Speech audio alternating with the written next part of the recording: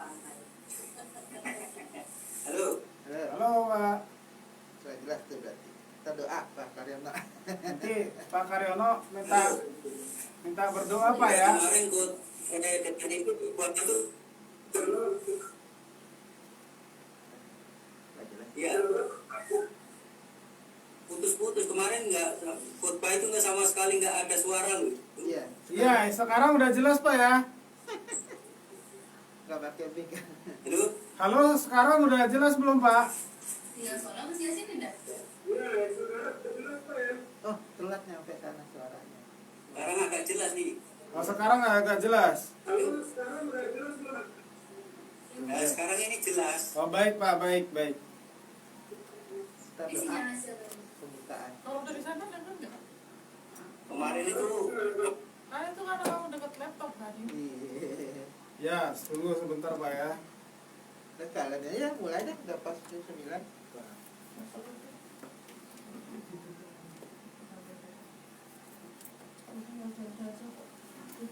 Sambil nyapa-nyapa. Nah, coba Pak, coba. Halo? Pak Karyono, jelas suara saya?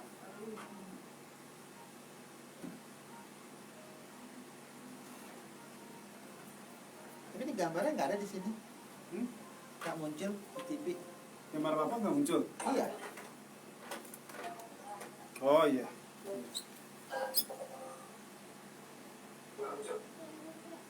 cuma suaranya nggak. Suara saya jelas, Pak?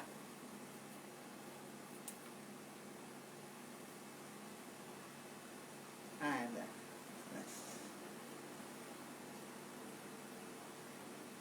Halo? Wanda? Suara saya kedengeran nggak?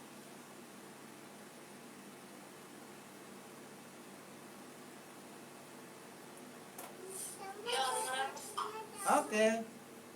Nanti Pak Karyono doa pembukaan ya.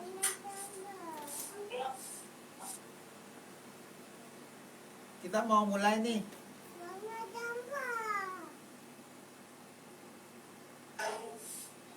Iya Pak. Ya. Gurem ya kameranya. Iya. Kenapa ada karena jauh apa? Buram. Iya. Di sini terang, kok di sana malam buram. Berarti ininya kali apa? Kamera yang ini, yang apa nih? Yang kecil ini.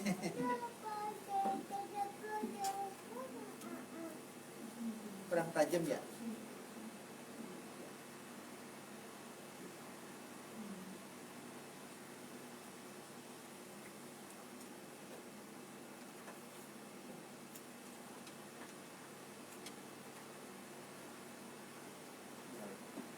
Sudah Pak. Ya, kalau saya sih jelas ini. Sudah agak terang ya. Karena ya, Oh, iya, kameranya dari Pak Karno mungkin. Iya. Baik. Selamat pagi. Selamat berbakti bagi saudara yang mengikutinya dimanapun berada. Kita akan segera mulai kebaktian kita. Kita akan memuji Tuhan nomor 219. 219.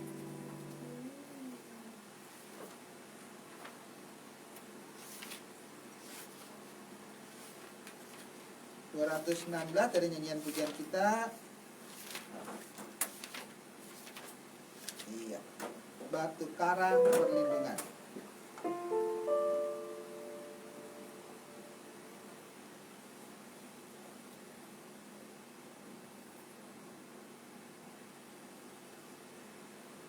Nomor 219 dari nyanyian pujian kita, batu karang perlindungan.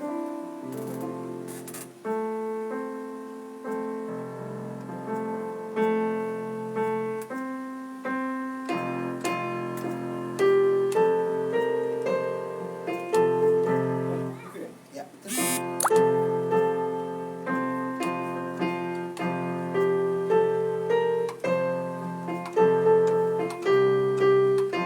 Satu, dua, tiga.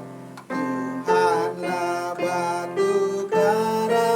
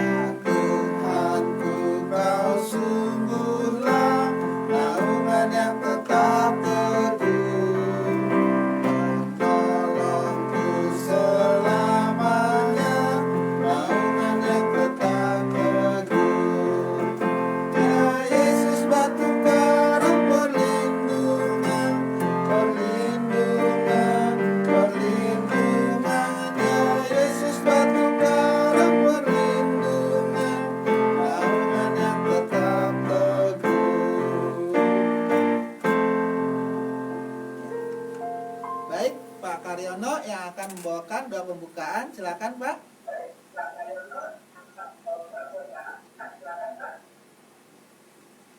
Terima kasih Tuhan pada pagi ini yang Bapak telah berikan dalam menyembah anak-anak Tuhan, baik yang di dalam tengah, yang rumah kami masing-masing, semoga Tuhan yang berkati, sehingga semua Tuhan yang bercampur tangan Tuhan, sehingga pertanyaan kami ini berjalan dengan baik dan lancar Tuhan.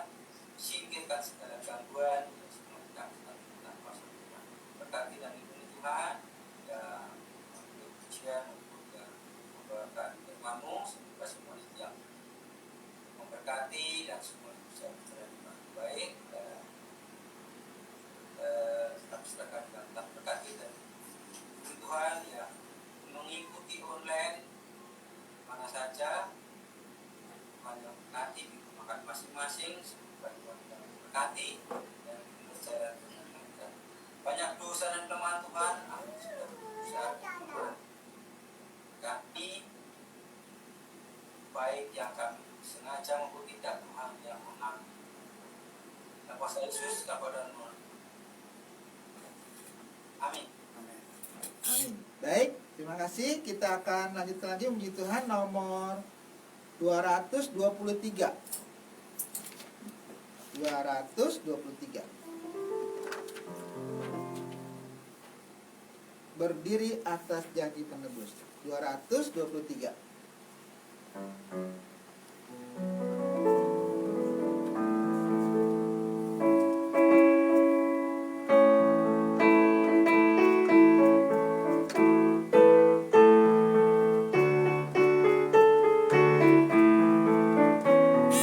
Satu, dua, tiga.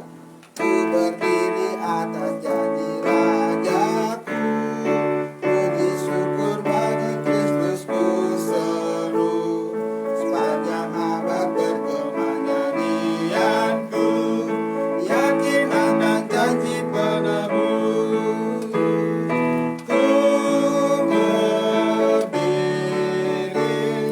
Ku berdiri atas janji Tuhan Yesus.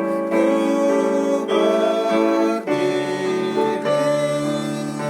berdiri atas janji penebus.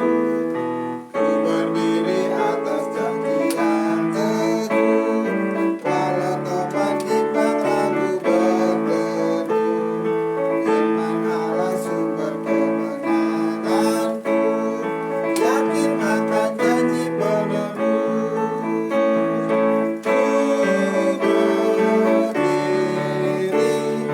Ku berdiri atas janji Tuhan Yesus. Ku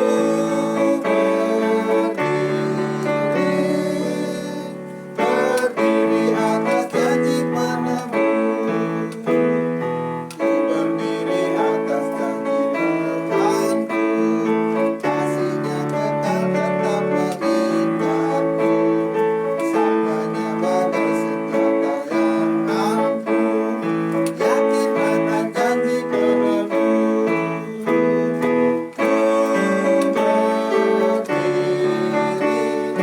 Ku berdiri atas janji Tuhan Yesus.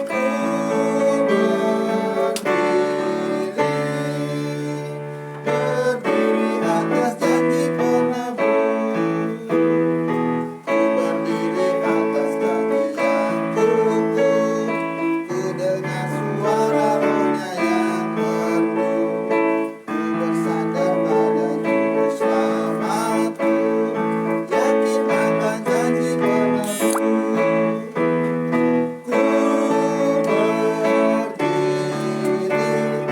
Ku berdiri atas janji Tuhan Yesus.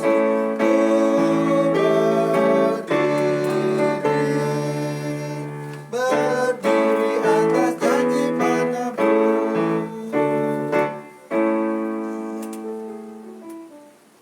Baik, kita akan merenungkan firman Tuhan.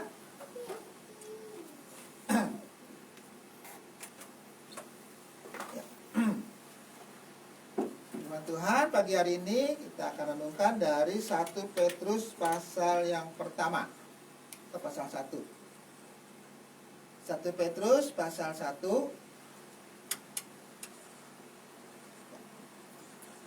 Petrus pasal 1 ayat 13 sampai 25.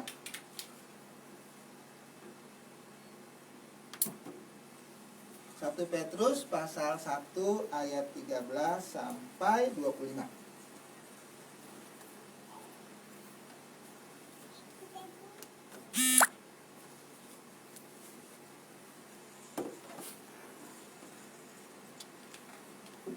Satu Petrus pasal 1 ayat 13 sampai 25. Kalau sudah ketemu saya akan bacakan dari 1 Petrus pasal 1 ayat 13 sampai 25.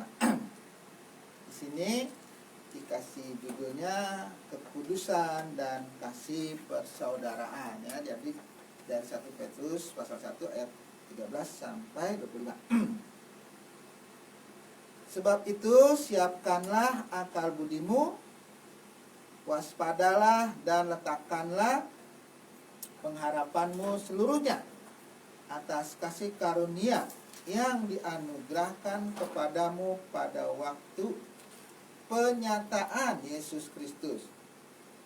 Hiduplah sebagai anak-anak yang taat dan jangan turuti hawa nafsu yang menguasai kamu pada waktu kebodohanmu. Tetapi hendaklah kamu menjadi kudus di dalam seluruh hidupmu, sama seperti Dia yang kudus yang telah memanggil kamu. Sebab ada tertulis, kuduslah kamu sebab aku kudus. Dan jika kamu menyebutnya Bapa, yaitu Dia yang tanpa memandang muka menghakimi semua orang menurut perbuatannya, maka hendaklah kamu hidup dalam ketakutan selama kamu menumpang di dunia ini.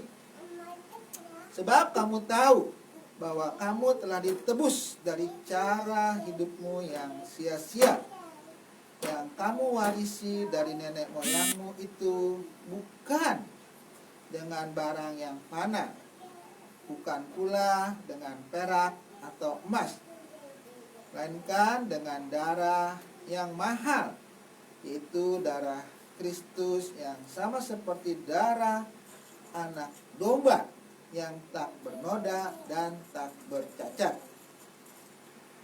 Ia telah dipilih sebelum dunia dijadikan, tetapi karena kamu baru menyatakan dirinya pada zaman akhir. Oleh Dialah kamu percaya kepada Allah yang telah membangkitkan Dia dari antara orang mati dan yang telah memuliakannya, sehingga imanmu dan pengharapanmu tertuju kepada Allah. Karena kamu telah menyucikan dirimu oleh ketaatan kepada kebenaran, sehingga kamu dapat mengamalkan kasih persaudaraan yang terus ikhlas. Hendaklah kamu bersungguh-sungguh saling mengasihi dengan segenap hatimu, karena kamu telah dilahirkan kembali, bukan dari benih yang fana, tapi dari benih yang tidak fana, oleh firman Allah yang hidup dan yang kekal. Sebab semua yang hidup adalah seperti rumput, dan segala kemuliaannya seperti bunga rumput. Rumput menjadi kering dan bunga gugur, tetapi firman Tuhan tetap untuk selama-lamanya. Inilah firman yang disampaikan Injil kepada kamu. Nah, itulah banyak kita dari kasih Tuhan Yesus. Di sini memang disebutkan surat 1 Petrus atau surat dari Rasul Petrus. Nah, siapa yang menerima surat ini? Kalau kita lihat dari pasal yang pertama, itu bagian pertama, di situ jelas ya dikatakan dari Petrus Rasul Yesus Kristus kepada orang-orang pendatang yang tersebar di Pontus, Galatia, Kapadokia, Asia Kecil, dan Bitinia, yaitu orang-orang yang dipilih sesuai dengan rencana Allah Bapa kita dan yang dikuduskan oleh Roh, supaya taat kepada Yesus Kristus dan menerima percikan darahnya, kiranya kasih karunia dan damai sejahtera makin melimpah atas kamu. Ya, jadi Petrus mengirim surat kepada orang-orang pendatang atau orang-orang Yahudi yang merantau, ya, disebutkan tadi kota-kotanya itu, tetapi yang sudah dipilih, ya, dikatakan di dalam Yesus Kristus. Jadi surat ini dikirimkan kepada orang-orang Kristen, ya. Jadi orang-orang yang sudah percaya kepada Tuhan Yesus, latar belakangnya orang Yahudi. Dan Petrus memberikan beberapa nasihat dan mengingatkan kepada mereka bagaimana yang akan Petrus sampaikan itu nasihatnya, ya. Dan juga yang pagi hari ini kita akan memperhatikan, ya. Dikatakan nasihat yang pertama itu ayat 13 sampai 16. Apa yang Rasul Petrus nasihatkan kepada mereka? Dikatakan di situ supaya mereka menyiapkan akal budi, ya. Jadi akal budinya supaya mereka siapkan. Kenapa? Karena memang hidup di dalam Kristus itu harus mempersiapkan akal budi, ya. Nggak boleh sembarangan. Nggak boleh mereka cuek aja dengan kehidupan. Harus ada akal budi, harus cerdik. Kalau Tuhan pernah mengatakan cerdik seperti ular, ya kan? Tulus seperti merpati. Dikatakan di situ waspadalah dan letakkanlah pengharapanmu seluruhnya atas kasih karunia yang dianugerahkan kepadamu pada waktu penyataan Yesus Kristus. Jadi orang-orang Kristen yang latar belakangnya orang Yahudi itu harus waspada. Jadi ketika sudah menyiapkan akal budi, mereka harus waspada. Kenapa? Karena akan banyak, ya, orang-orang yang akan menggoda mereka untuk tidak setia kepada Tuhan. Jadi mereka disuruh waspada, kemudian meletakkan pengharapannya kepada Yesus Kristus, ya. Penyataan. Jadi katakan itu penyataan Yesus Kristus. Artinya apa? Yaitu Yesus yang sudah datang, Allah yang menjelma menjadi manusia, ya, di dalam Yesus Kristus itu. Itulah penyataan Yesus Kristus. Maksudnya Allah menunjukkan dirinya, ya. Allah itu kan roh, tapi dia menunjukkan dirinya yang bisa dilihat di dalam kehidupan Yesus Kristus. Itulah namanya penyataan Yesus Kristus, ya.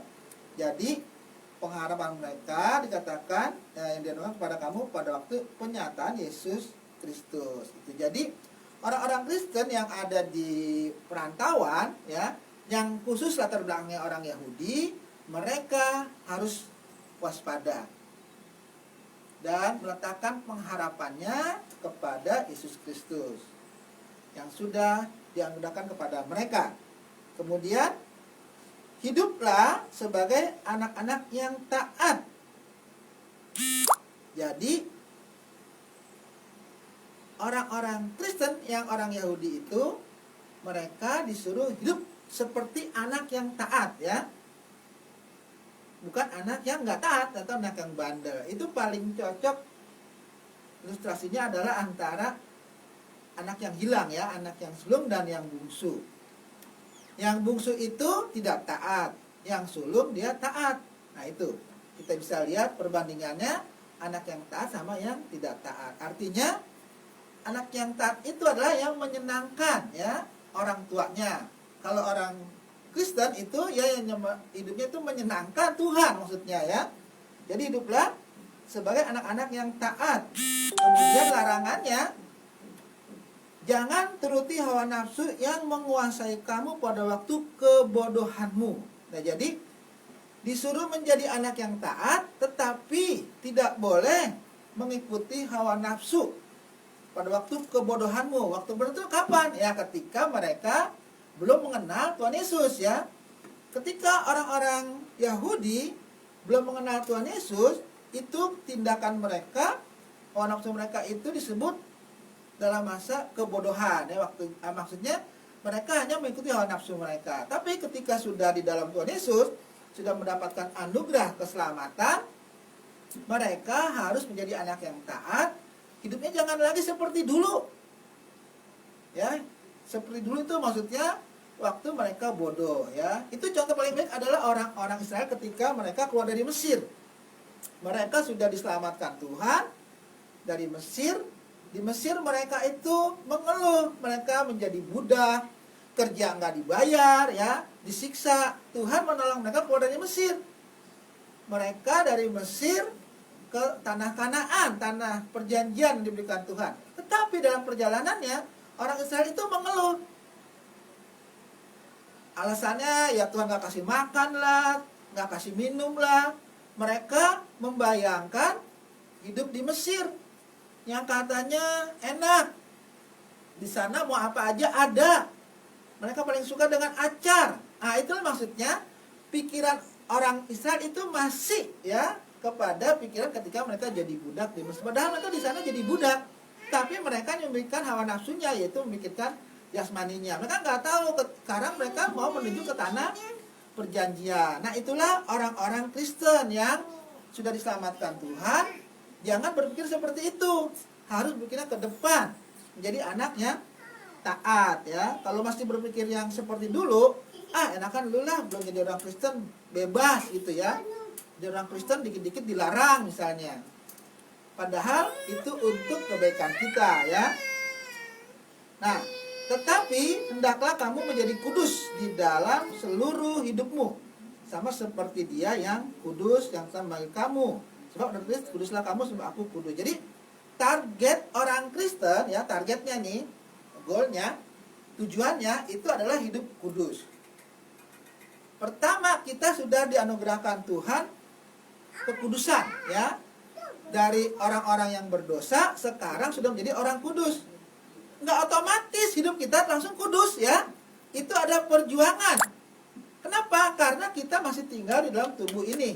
Tubuh yang fana, tubuh yang masih suka berdosa ya. Karena ini daging yang fana ini.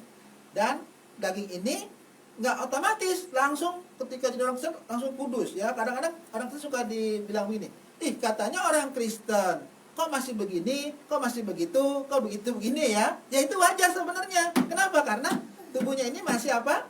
Masih tubuh yang fana. Makanya Petrus menasihatkan kepada orang-orang Kristen ya yang merantau, yang godaannya pasti banyak itu, supaya mereka hidup sesuai dengan keinginan Tuhan, yaitu menjadi anak yang taat, tidak lagi berpikir menguasai mengutamakan hawa nafsunya.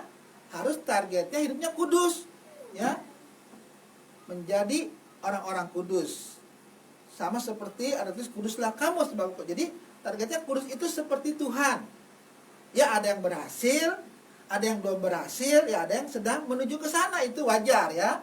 Orang Kristen hidup kudusnya itu nggak semua sama.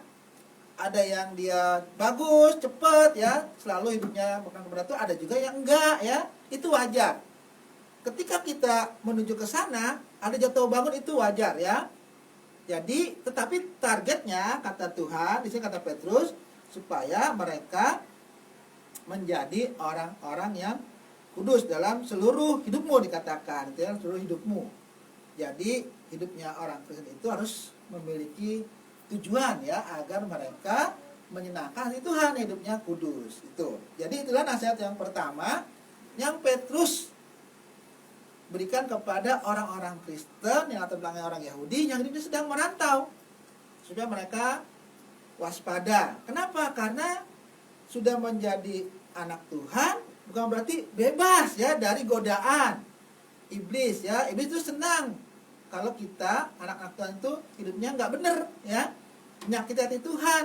Itu iblis paling suka itu. Tapi kita harus berjuang supaya hidup kita menyenangkan Tuhan, seperti anak yang taat kepada orang tuanya ya. Hidupnya harus, targetnya itu hidupnya kudus. Nah, bagian yang kedua di sini, bagaimana Petrus menguraikan keadaan kita yang dulu dan yang sekarang ya. Dikatakan di sini ayat 17 ya, dan jika kamu menyebutnya Bapa ya, yaitu Dia yang tanpa memandang muka menghakimi semua orang menurut perbuatannya, maka hendaklah kamu hidup dalam ketakutan selama kamu menumpang di dunia ini ya. Jadi sekarang ada istilah Bapak. Jadi kita memanggil Allah itu Bapa ya. Kalau kita memanggil Allah itu Bapa, berarti kita ini adalah anak-anaknya. Maka biasanya dikatakan di situ kalau kita memanggil Bapa, kita harus menuruti apa yang orang tua kita inginkan ya. Sama seperti apa yang Allah inginkan. Kenapa? Karena Allah itu menghakimi semua orang ya menurut perbuatannya. Hendaklah kamu hidup dalam ketakutan selama kamu menumpang dunia ini. Artinya apa yang kita lakukan itu nggak mungkin tersembunyi ya dari pandangan Tuhan. Jadi kalau dalam penyanyi lama itu dikatakan mata Tuhan ya ada di segala tempat, melihat orang yang baik dan orang yang jahat. Artinya apapun yang kita lakukan, kita sembunyi dimanapun, Tuhan pasti lihat. Adam dan Hawa jatuh ke dalam dosa. Ketika Tuhan datang ke Taman Eden, Adam merasa dan Hawa itu takut.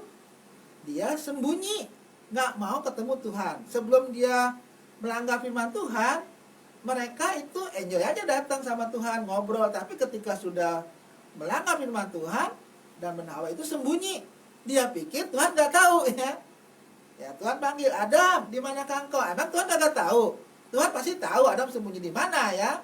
Tapi Tuhan mau supaya Adam bertanggung jawab dengan perbuatannya. Makanya Tuhan panggil supaya dia keluar. Seandainya pun Adam nggak keluar, Tuhan pasti tahu itu di mana Adam sembunyi ya. Nah sama juga seperti Petrus menasihatkan kepada orang Kristen yang sedang merantau. Jadi mereka hidupnya harus dikatakan hidup dalam ketakutan. Artinya bukan ketakutan itu misalnya takut ketemu Tuhan, enggak. Artinya mereka kalau berdosa itu harus ngerti bahwa Tuhan itu tahu ya apapun yang mereka lakukan. Nah kemudian sebab ayat 18 ya, sebab kamu tahu bahwa kamu telah ditebus dari cara hidupmu yang sia-sia yang kamu warisi dari nenek moyangmu itu, bukan dengan barang yang panah, bukan pula dengan perak atau emas, melainkan dengan darah yang mahal. Itu darah Kristus yang sama seperti darah anak domba yang tak berdosa dan tak bercacat. Nah, kenapa Tuhan begitu peduli ya dengan orang-orang yang sudah percaya kepada Dia? Bukan berarti ketika kita sudah memutuskan percaya kepada Tuhan Yesus, terus selesai begitu aja, Tuhan cuek aja, ditinggalkan. Enggak. Dia sangat peduli dengan kehidupan anak-anaknya. Makanya sering dinasihati dari firman Tuhan melalui Rasul Petrus ini. Kenapa? Karena dikatakan bahwa kita itu telah ditebus ya dari cara hidup kita yang sia-sia. Tuhan di sorga ya rela datang ke dunia ini, menjelma menjadi manusia. Itu bukan karena dia mau main-main ke dunia ya, tapi karena memang Tuhan mengasihi kita.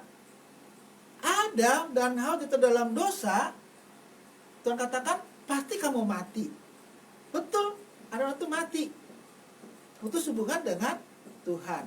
Tuhan tidak mengasihi dosanya, tetapi Tuhan mengasihi manusianya. Tuhan membenci dosa, tapi Dia mengasihi manusianya. Makanya Adam dan Hawa dikasih pengharapan. Kamu nanti ya akan Tuhan selamatkan dengan cara Tuhan akan mengutus Mesias untuk menggantikan hukuman Adam dan Hawa. Makanya nanti akan ada ya permusuhan antara keturunan perempuan dan keturunan ular, itu maksudnya. Artinya nanti akan ada Mesias yang datang yang menggantikan hukuman dari hukuman Tuhan kepada Adam dan Hawa. Dengan cara itu maka Adam dan Hawa itu bisa diselamatkan. Kalau Adam dan Hawa sendiri yang menyelamatkannya nggak bisa, karena dia sudah berdosa. Harus ada orang lain yang mengatakan, itu janji Tuhan, kedatangan Mesias. Makanya ketika sudah datang, Petrus mengingatkan kembali kepada saudara-saudaranya yang sedang merantau, orang Kristen itu. Mengingatkan lagi, dulu kamu menjadi orang yang bodoh, terhilang. Sekarang kamu sudah diselamatkan. Tentu bukan dengan barang yang murah ya. Bahkan dikatakan bukan dengan perak atau emas, melainkan dengan darah yang mahal. Ya, darah yang mahal. Bukan berarti dihargai itu darah Tuhan Yesus ya, maksudnya darah Yesus itu adalah darah yang sangat betul-betul berguna ya untuk menyelamatkan dunia ini. Nah, bagaimana Yesus itu bisa mengeluarkan darah? Kita bisa tahu, kita bisa lihat membacanya di dalam Injil ya, Matius, Markus, dan Yohanes. Bagaimana Yesus itu orang yang nggak salah ya, tetapi harus dihukum. Dia nggak pernah berbuat jahat ya selama melayani. Bahkan dia sering menolong orang, menyembuhkan orang yang sakit, memberi makan 5.000 orang, bahkan membangkitkan orang yang mati. Tetapi apa yang dilakukan itu selalu saja jelek di mata orang-orang Yahudi ya, ahli Taurat, orang Farisi dan segala macam itu. Pada akhirnya karena mereka nggak suka sama Tuhan Yesus, ya difitnahlah ya, difitnah ya, disamakan, disejarkan dengan penjahat yang paling jahat, dan dijatuhi hukuman ya melalui tangan penjajah ya, orang Romawi itu.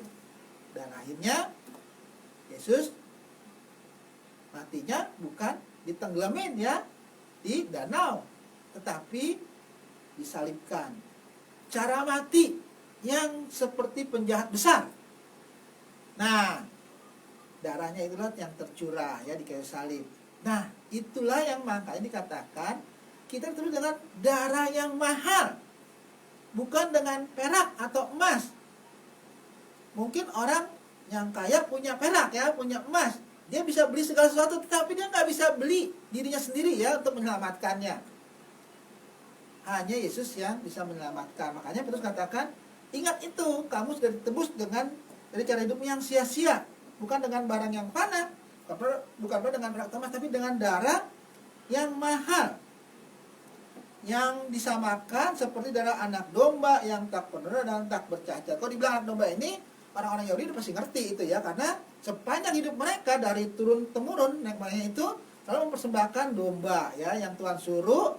Domba itu yang dipersembahkan bukan domba sembarangan, domba yang tidak boleh ada cacatnya, ada celaknya atau ada korengnya ya, harus domba yang sehat. Itu menggambarkan domba itu seperti Yesus Kristus Mesias ya, yang tidak berdosa, yang layak untuk dipersembahkan kepada Tuhan. Itulah darah Kristus ya, darah yang mahal dikatakan, tidak bercacat celak.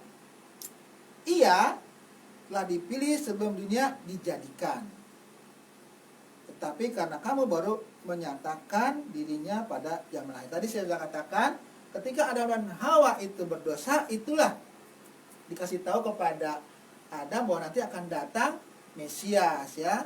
Jadi sudah dipersiapkan oleh Tuhan penyelamatan manusia itu. Tuhan itu maha adil. Dia harus menghukum dosa, juga dia juga mengasihi manusia ya. Itu harus dilakukan cara ya penyelamatan yang baik itu. Makanya dengan cara Yesus mati di kayu salib itu cara yang paling baik. Nah, oleh dialah kamu percaya kepada Allah yang telah membangkitkan dia dari antara orang mati dan yang telah memuliakannya, sehingga imanmu dan pengharapanmu tertuju kepada Allah ya. Jadi ketika Yesus sudah disalibkan, sudah menanggung dosa kita percaya kepadanya, kita diselamatkan Tuhan. Pada hari ketiga dia bangkit ya, dia bangkit dari antara orang mati, menang, mengalahkan kematian. Dikatakan yang telah memuliakan, sehingga imanmu dan pengharapanmu tertuju kepada Allah. Jadi ketika kita sudah percaya ya, iman kita, pengharapan kita tertuju kepada Tuhan ya, kepada Allah. Jadi tadinya kita tidak punya pengharapan, sekarang kita memiliki pengharapan di dalam Kristus.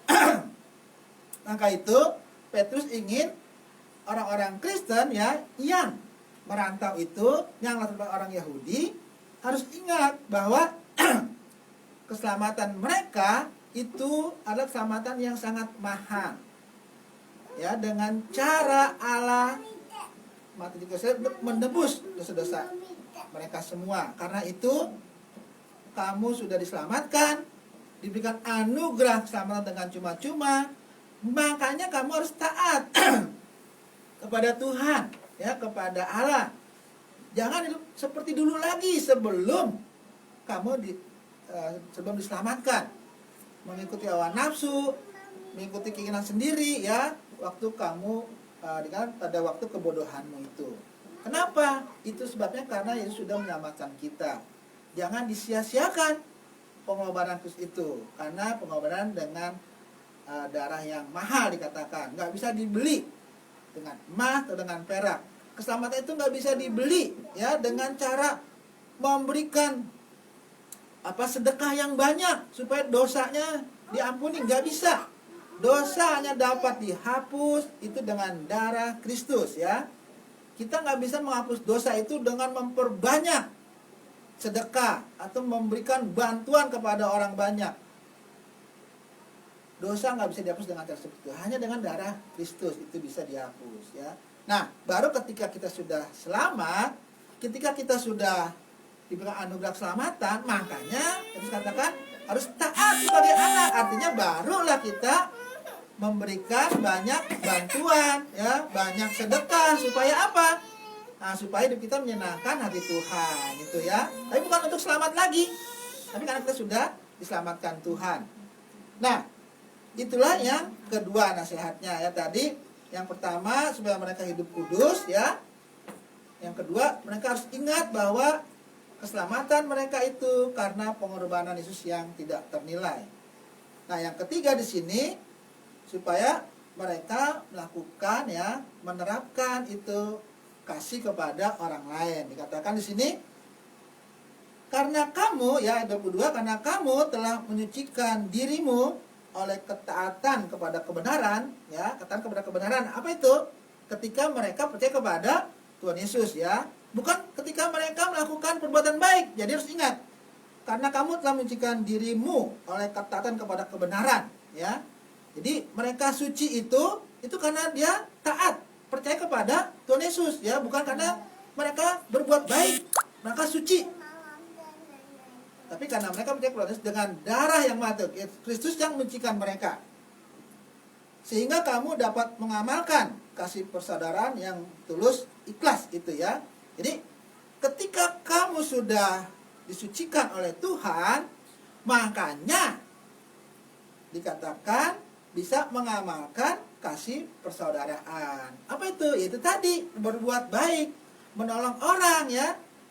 Kasih persaudaraan itu kasih phileo maksudnya, ya, kasih yang menolong orang itu seperti saudara sendiri, ya, kepada orang-orang lain. Jadi baru mereka mengamalkan ketika mereka sudah percaya kepada Tuhan Yesus, ya. Ya, kasih Tuhan yang tulus ikhlas, hendaklah kamu bersungguh-sungguh saling mengasihi dengan segenap hati. Jadi ketika Tuhan Yesus sudah berkorban untuk kita, menyelamatkan kita, dia memberikan anugerah sama kepada kita sudah menerimanya, menjadi orang kudus, baru kita bisa menerapkan kasih Tuhan yang tulus ikhlas. Bahkan dikatakan di sini, bersungguh-sungguh saling mengasihi dengan segenap hati. Kita bisa mengasihi begitu aja, seperti kalau kita jalan nih, di jalan itu ada pengemis atau ada pengamen sekarang, ya. Apalagi ada tuh yang diwarna-warnain itu, ya, badahnya kayak perak, ya. Kita ya kasih nih 2.000, ya kan, 5.000 misalnya. Tapi hanya begitu aja, selesai. Nah, di sini maksudnya Petrus menasihati kita supaya mengasihi dengan sungguh-sungguh, dengan segenap hati dikatakan, ya. Mengasihi saudara-saudara kita, ya, dengan sungguh-sungguh dikatakan. Karena kamu telah dilahirkan kembali itu, ya. Jadi diulang lagi nih tadi bagian yang kedua. Ketika orang sudah percaya kepada Tuhan Yesus, ya, dia itu dilahirkan kembali. Ya, itu dikatakan. Ya, bukan dari benih yang panah, tapi dari benih yang tidak panah oleh firman Allah. Itu yang hidup dan yang kekal. Jadi mereka lahir kembali itu dilahirkan dari benih yang tidak panah, ya, yaitu firman Allah hidup dan yang kekal. Kenapa istilahnya lahir kembali ya? Ini bermacam-macam, ada istilah lahir kembali, ya lahir baru dan macam-macam. Karena apa? Itu paling jelas ketika kita baca dalam Yohanes pasal 3 ya, mengenai Nikodemus yang datang malam-malam pada Tuhan Yesus. Nikodemus dikatakan, kamu harus dilahirkan kembali. Itu. Nikodemus nggak ngerti maksudnya apa, kan saya udah tua, bagaimana saya bisa masuk lagi ke perut ibu saya, ya kan? Lahir kembali itu bukan secara jasmani, tapi secara rohani. Lahir pertama sudah kita lahir dari orang tua kita, ya. Lahir kedua itu secara rohani, artinya apa? Kita percaya kepada Tuhan Yesus maksudnya, ya. Lahir kembali itu secara roh, ya. Lahir kedua kali itu. Kalau di dalam 1 Korintus itu disebutkan ciptaan baru, ya. Yang dulu kita ciptaan lama, ya kan? Sekarang ciptaan baru, ya. Semuanya sudah baru. Yang bisa melakukan itu hanya Yesus di kayu salib, ya. Itu dia mati di kayu salib, itu kita diberikan kemarin oleh firman Allah itu. Nah, sebab semua yang hidup adalah seperti rumput dan segala kemuliaannya seperti bunga rumput, hidupnya dikering dan bunga gugur, tetapi firman Tuhan tetap untuk selama-lamanya. Inilah firman yang disampaikan Injil kepada kamu, ya. Kalimat terakhir dari apa yang dituliskan oleh Petrus ini, ya, dikatakan Injil kepada kamu. Jadi dari ayat 13 sampai ayat 25 ini sebetulnya Petrus sedang menjelaskan mengenai Injil. Apa itu Injil? Yaitu Yesus yang sudah datang ke dunia ini, dia berkorban, mati di kayu salib untuk menebus dosa-dosa kita. Siapa yang percaya, dosanya dihapuskan. Bukan perbuatan baiknya yang menghapuskan dosa-dosa kita, ya, tetapi Kristus yang menghapuskan dosa kita. Yang darahnya itu mahal, ya, nggak bisa dibeli dengan perak atau emas, tetapi gratis, ya, dianugerahkan kepada kita yang mau memutuskan percaya kepada Tuhan Yesus, nggak perlu bayar. Kita mendapatkan keselamatan, pengampunan dosa itu nggak perlu bayar, pakai apapun. Mau itu bayar pakai emas, mau bayar pakai perak, mau bayar pakai perbuatan baik, nggak perlu. Cukup menerima dia sebagai Tuhan dan Juru Selamatnya, ya. Itulah yang dialami oleh orang-orang Kristen yang menerima surat ini, ya, yaitu orang-orang Kristen atau orang Yahudi yang sedang merantau. Kamu itu sudah selamat, diberikan anugerah kepada Tuhan, diberikan anugerah oleh Tuhan. Hidup kamu itu sudah dalam Tuhan. Karena itu, ya, kalau sudah kamu diselamatkan, mbok yao kata orang Jawa gitu bilang, ya, hidup kamu harus seperti anak yang taat. Ya, anak taat kepada orang tuanya itu apa? Itu hidupnya harus menyenangkan orang tuanya. Kita anak-anak Allah. Ketika kita percaya kepada Yesus dikatakan dianggap jadi anak-anak Allah. Allah itu Bapa kita, disebutkan kan ayat 17, jika kamu menyebutnya Bapa, artinya kita ini anaknya. Kalau kita ini anaknya, harus menyenangkan hati Bapaknya. Kalau kita sudah ngaku percaya kepada Tuhan Yesus, tapi hidupnya nggak beres, ya, malah bandel, orang tuanya nggak disenangin, itu harus dipertanyakan. Kamu udah betul-betul belum percaya kepada Tuhan Yesus, ya? Kalau orang udah percaya kepada Tuhan Yesus, sudah jadi anak-anak Allah, pasti hidupnya itu mau menyenangkan orang tuanya. Pasti kita juga menyenangkan hidup itu, menyenangkan Tuhan, kan? Tadi goalnya kita harus menjadi kudus. Sama seperti Tuhan yang kudus, itu tujuan kita. Tapi kalau kita di tengah jalan, ya kan, sering jatuh dalam dosa, sering gak berhasil hidup kudus, itu wajar. Karena kita sedang berusaha hidup kudus. Karena tadi kita masih tinggal dalam tubuh ini yang gak otomatis pasti kudus hidupnya. Nah, kita berusaha, itu gak apa-apa, ya, berusaha, jatuh lagi, ya bangun lagi, jatuh bangun lagi. Itu. Tapi tujuannya tetap menjadi orang-orang kudus, ya. Bukan supaya kita masuk surga, enggak, tapi kita udah pasti masuk surga. Kenapa? Karena kita sudah menerima keselamatan, sudah lahir kembali oleh Tuhan Yesus yang mati di kayu salib. Karena itu targetnya hidupnya harus kudus. Nah, caranya kata Petrus itu ya harus salah satunya, ya, mengamalkan kasih persaudaraan.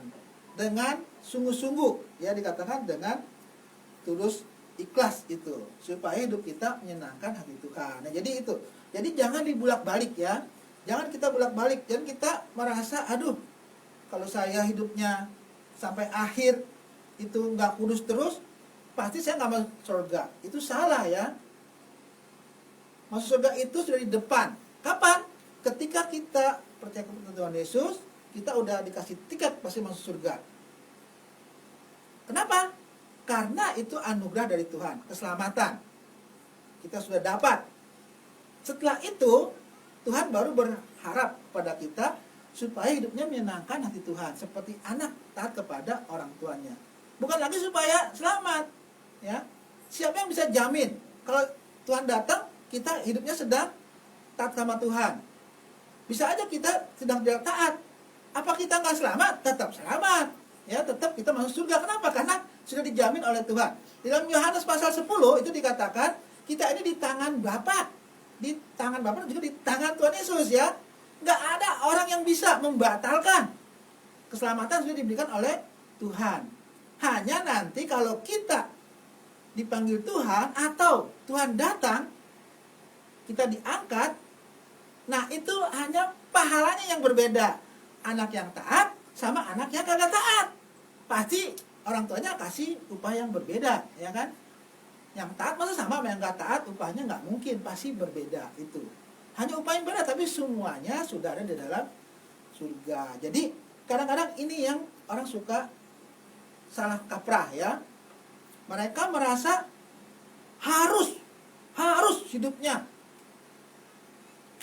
terus baik benar pada Tuhan. Kalau enggak masuk neraka gitu. Itu salah sebetulnya ya. Kenapa? Karena kalau kita berpikir seperti itu berarti masuk surga itu tergantung sama saya, sama kita. Kalau saya baik, surga. Kalau saya nggak baik, masuk neraka. Itu enggak. Berarti pengorbanan Yesus itu nggak ada gunanya. Karena bergantung sama kita, keselamatan itu. Nah, kalau kita itu bergantung kepada Tuhan. Itu ya. Jadi kadang-kadang apalagi zaman sekarang nih. Banyak virus, corona. Mirip-mirip semua sekarang. Kalau kemana-mana harus taruh di HP atau dicetak. Harus tunjukkan apa? Vaksin. Sudah vaksin belum? Tunjukkan nih. Kalau vaksin boleh masuk mall, ya kan? Kalau belum vaksin nggak boleh masuk mall. Tunjukkan itu. Itu mengarah-arah seperti apa yang dikatakan di dalam kitab Wahyu ya. Tapi kita nggak boleh seperti itu ke surga. Surga itu nanti di surga tunjukin nih ya. Sertifikat sudah terima Yesus itu nggak perlu ya. Tuhan udah tahu ya kan. Tuhan itu tahu mana anaknya ya. Ya, kalau kita itu mana domba dia, mana yang bukan serigala berbulu domba ya kan. Tuhan itu udah tahu. Jadi nggak perlu lagi. Tuhan tahu bagaimana kita ini anaknya ya. Jadi ingat, Petrus menasihatkan kepada orang-orang Kristen di perantauan itu, kalau kamu sadar ya, kamu itu sudah selamat, kamu itu udah dalam Tuhan, dilahirkan kembali, kamu hidup merantau. Nah, harus menjadi anak-anak Tuhan yang taat, sama seperti anak yang taat kepada orang tuanya ya. Salah satunya adalah harus hidup saling tolong-menolong dengan kasih persaudaraan itu ya, dengan tulus dan ikhlas. Jadi itu ya. Jadi firman Tuhan pagi hari ini jangan lupa bahwa ketika kita sudah percaya kepada Tuhan Yesus, itu kita memiliki kewajiban untuk hidup ya berkenan kepada Tuhan. Supaya apa? Supaya Tuhan senang kepada kita ya. Supaya hidup kita semakin memuliakan nama Tuhan. Karena target kita adalah hidup kudus seperti Tuhan. Ya, tetap aja.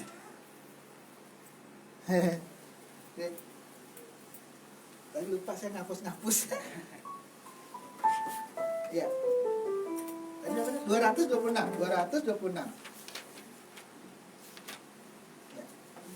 Oh, ya, 226. Hidupku Tuhan kini milikmu. Hidupku Tuhan kini milikmu. Hidupku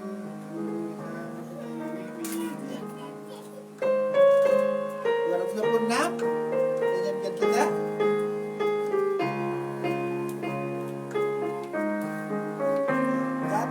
1, 2, 3.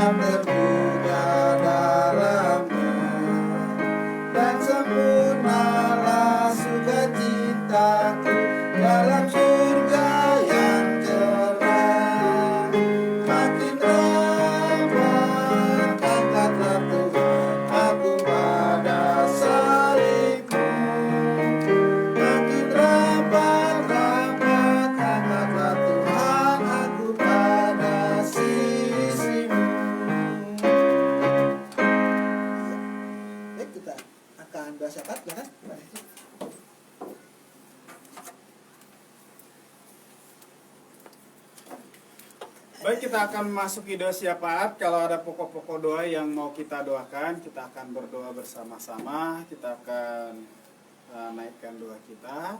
Memang kita akan berdoa untuk bangsa dan negara. Kita juga akan berdoa untuk jemaat, yang anggota-anggota jemaat. Kita juga berdoa untuk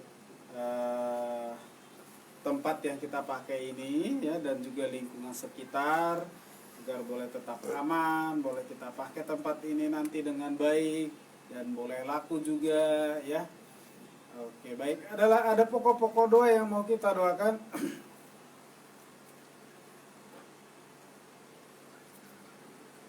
Dari Pak Karyono ada, Pak, yang mau kita doakan?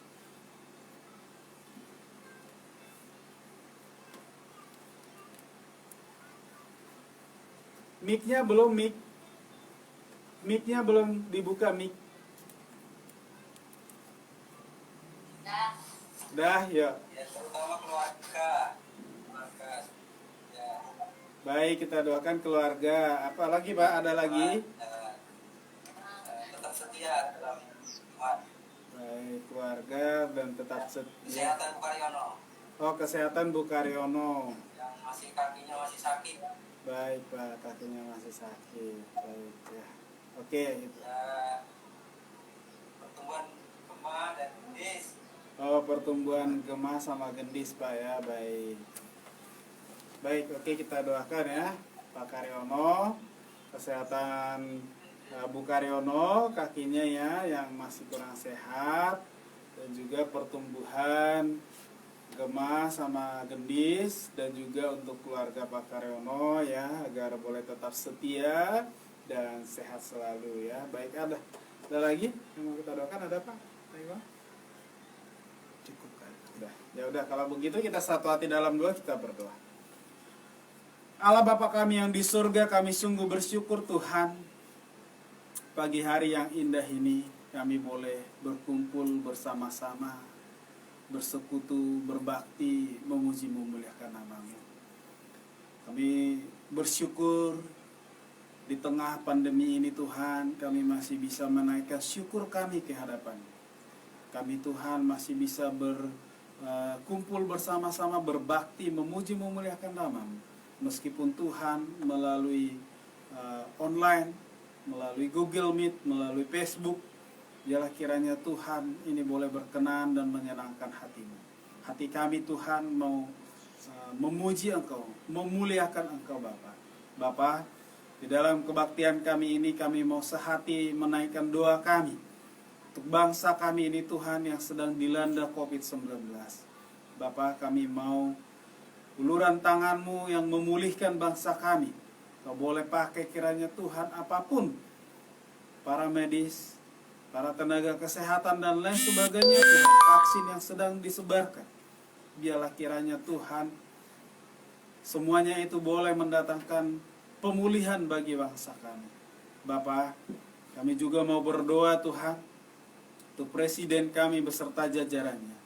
Tuhan kiranya yang memberikan hikmat-Mu bagi dia dan juga bagi mereka Tuhan yang terlibat di dalamnya, yang boleh memimpin bangsa ini dari tingkat yang paling tinggi sampai tingkat yang paling rendah.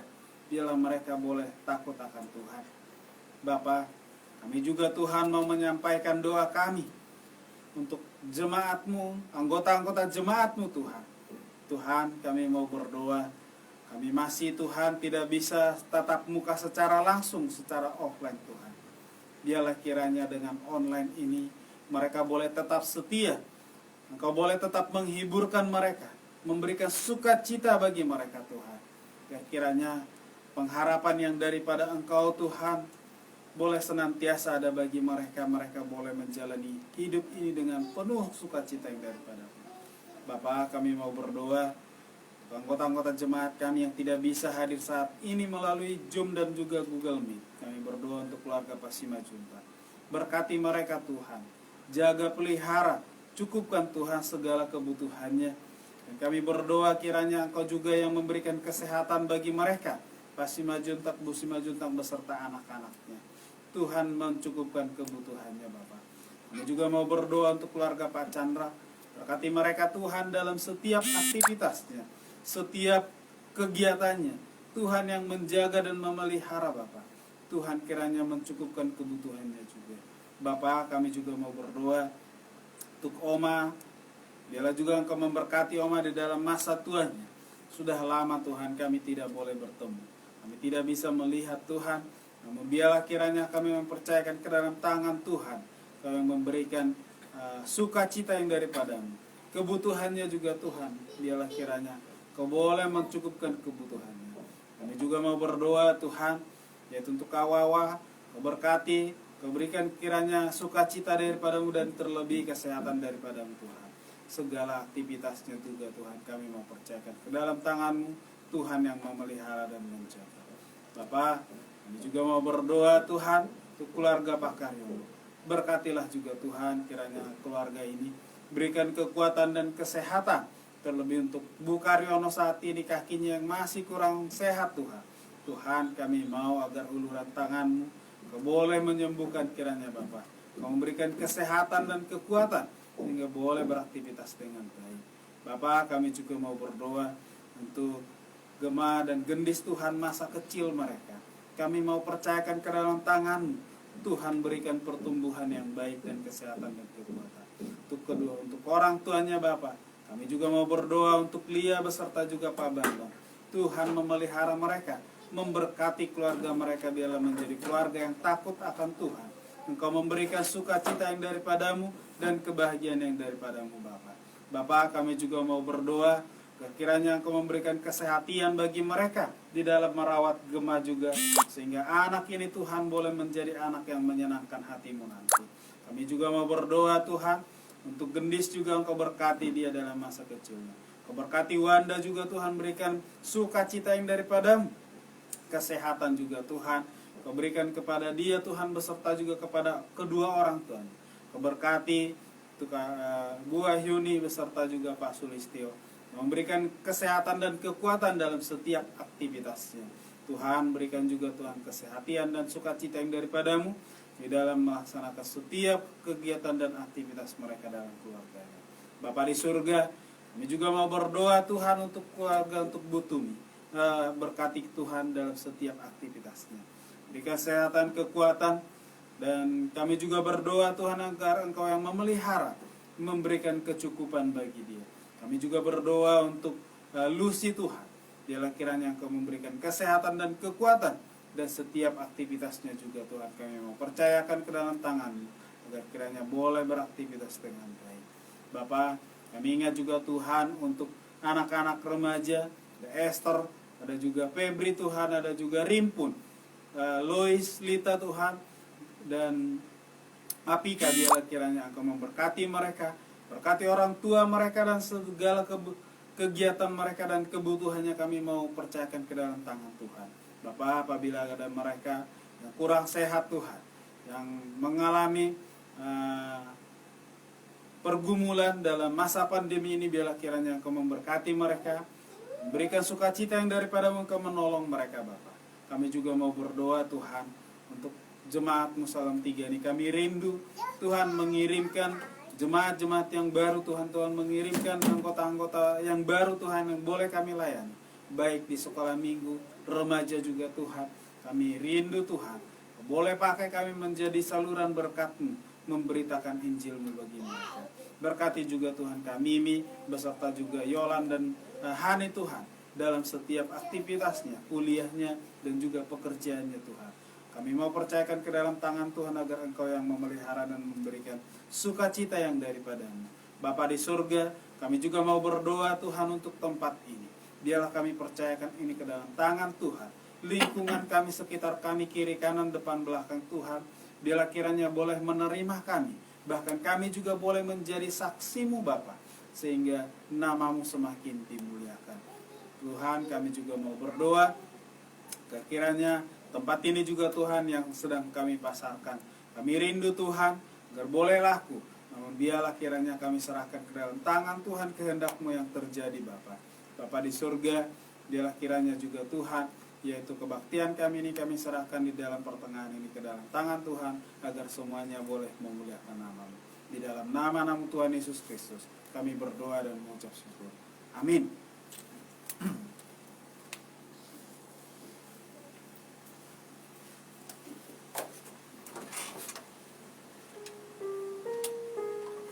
Baik, kita akan memberikan persembahan. Kita mau gitu nomor 227. 227.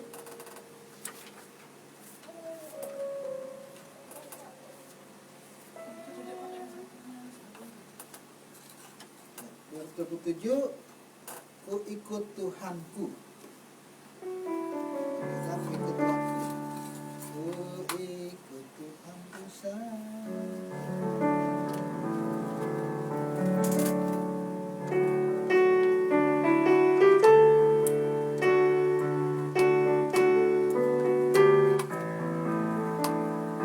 Satu, satu, dua, tiga. Ku ikut Tuhanku saja, sungguh damai hatiku.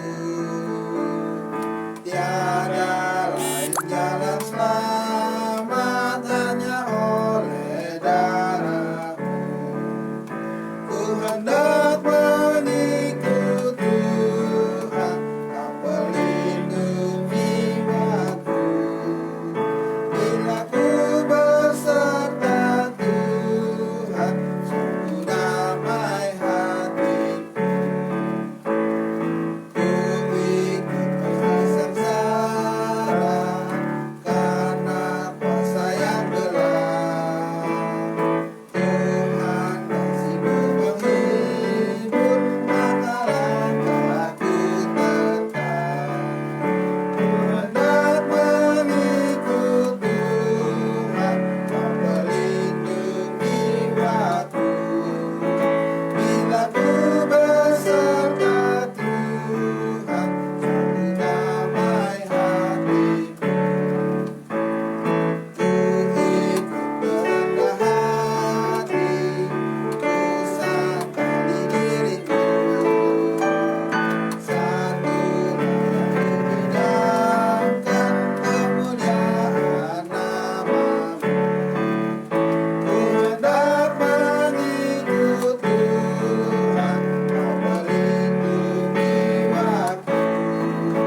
Bila ku beserta Tuhan, sungguh damai hatiku. Ku ikut berhati suci, jiwa raga bagimu.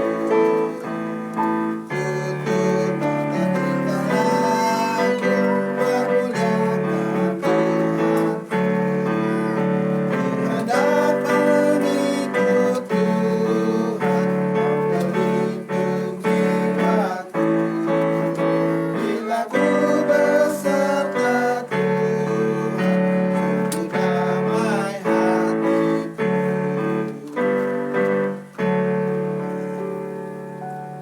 Baik, kita akan berdoa mengakhiri kebaktian kita. Ya, mari kita berdoa. Tuhan, Bapa kami yang di surga, terima kasih Kau sudah memberkati kami, Kau sudah memimpin kami dalam berbakti dari awal sampai pada akhirnya. Biarlah Kau sudah kami lakukan, dimuliakan nama Tuhan. Pujian kami yang sudah kami naikkan, dimuliakan nama Tuhan.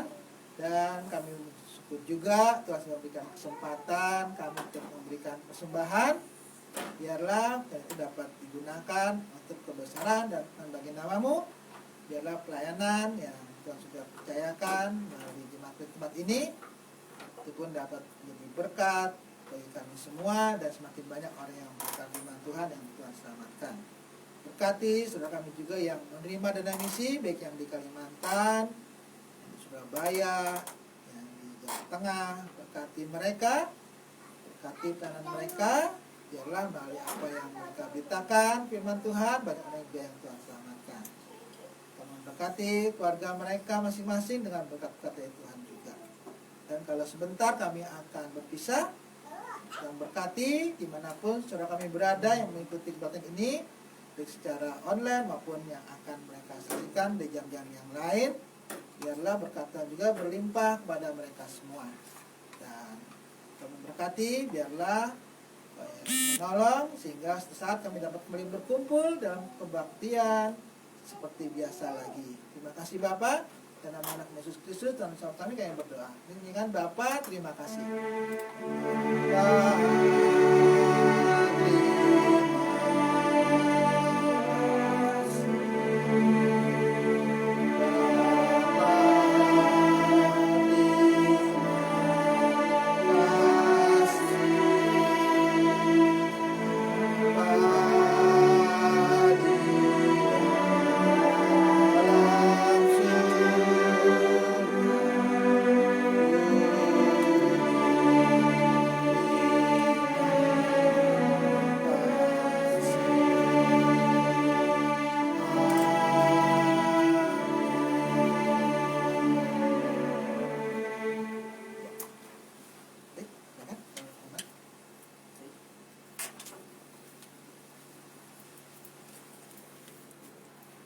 Baik, kebaktian kita selesai dan pengumuman hari Rebo masih tetap online ya, yang dipimpin Pak Iwan yang online ya, dan juga untuk kebaktian minggu depan kita tunggu ya kabar hari Sabtu akan saya umumkan ya, semoga PPKM tidak diperpanjang lagi dan semoga sudah makin turun ya, kalau sudah makin turun ya, mudah-mudahan kita juga udah bisa tatap muka, yaitu pasti dengan syarat ya harus tetap jaga kesehatan. Itu aja dari pengumuman dari saya. Udah dari Pak Iwan? Ya, cukup. Sudah? Cukup, tetap jaga kesehatan, kita tetap saling mendoakan, dan Tuhan Yesus memberkati kita semua.